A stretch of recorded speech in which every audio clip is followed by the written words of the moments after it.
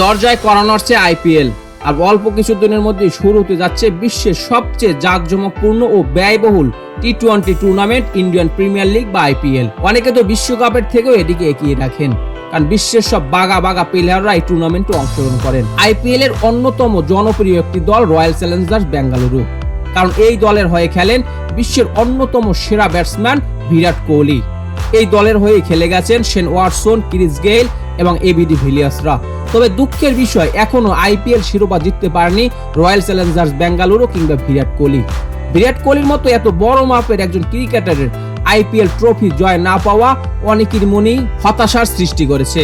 তাই তো সবার চাওয়া আইপিএল ট্রফিটা উঁচিয়ে ধরুক ক্রিকেটের কিং খ্যাত কিং কোহলি। তারই ধারাবাহিকতায় একাধিকবার বেশ বড় বড় নাম নিয়ে দল গঠন করলেও 2016 সালের আইপিএল এ ফাইনালে অংশগ্রহণ করলেও সেবার ট্রফি ছুঁতে পারেনি কিং কোহলি। তাই তো এবারের আসরকে সামনে রেখে আবারও ঢালাওভাবে দল সাজিয়েছে রয়্যাল চ্যালেঞ্জার্স বেঙ্গালুরু। এক নজরে দেখে নেব রয়্যাল চ্যালেঞ্জার্স বেঙ্গালুরুর full squad. Number 1 Virat Kohli, batsman, India.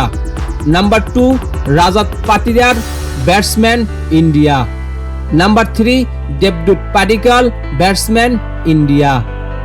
Number 4 Swastik Chikara, batsman, India.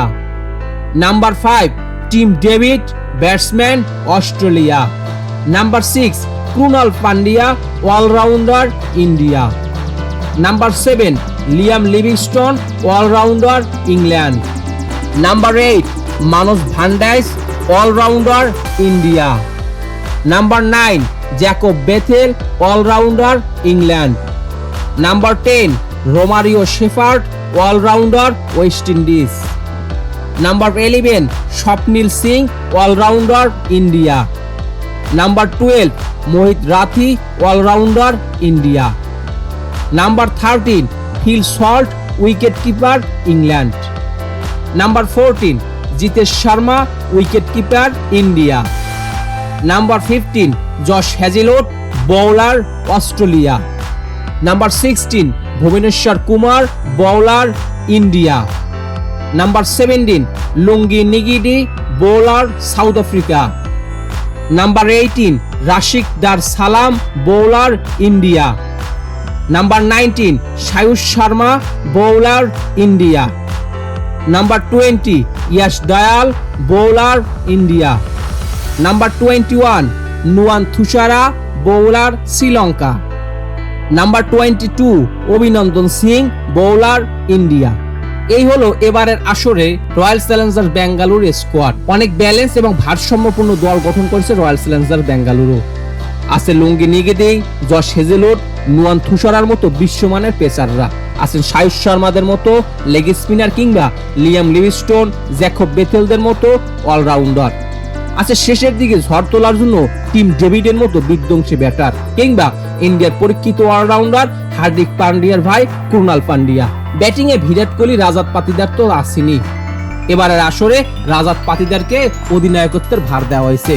তার নতুন অধিনায়কের ভারে প্রথম শিরোপাকে তুলতে পারবে বিরাট কোহলি, সেটি দেখার বিষয়। এছাড়াও তারা যুক্ত করেছেন ওয়েস্ট ইন্ডিজের নির্ভরযোগ্য অলরাউন্ডার রোমারিও শেফার্ড, বর্তমানে আছেন দারুণ ফর্মে। এদের সাথে আরো আছেন ফিল সল্টের মতো বিধ্বংসী উইকেট কিপার এবং ভুবনেশ্বর কুমারের মতো সুইং বোলাররা।